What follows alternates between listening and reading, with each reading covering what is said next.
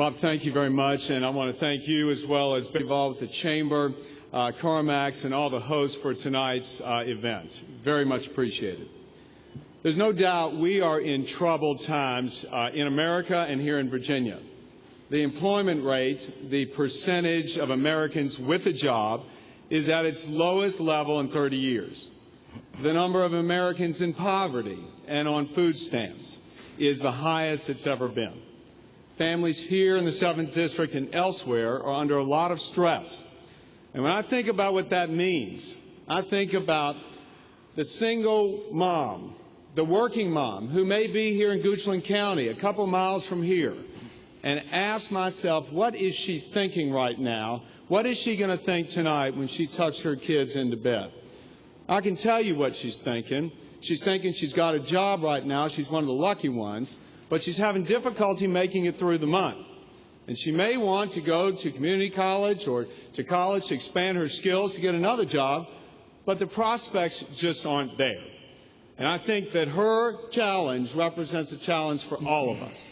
And tonight, you are going to hear from my opponent and from me two very different visions of how we would address that challenge that working mom is facing, and frankly, two visions that will take us to what I believe are two very, very different futures in America. One path leads to higher taxes, more regulation, frankly, less jobs and more dependency. The other path leads to lower taxes, less regulation, more jobs, more success, and more opportunity. I support cutting taxes for small businessmen and women to help them create and retain more jobs, whereas my opponent supports raising taxes on small businesses, which will mean fewer jobs. I support a moratorium on new red tape and regulations, except for the safety and health of the public, until the unemployment levels come down. My opponent has said that he supports more regulation that will end up meaning less growth, less jobs.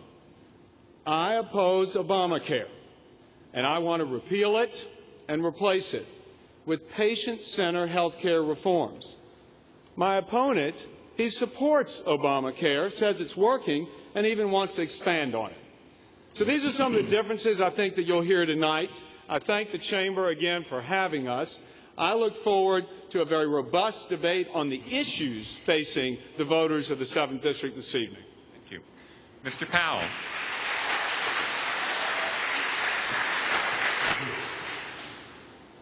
My name is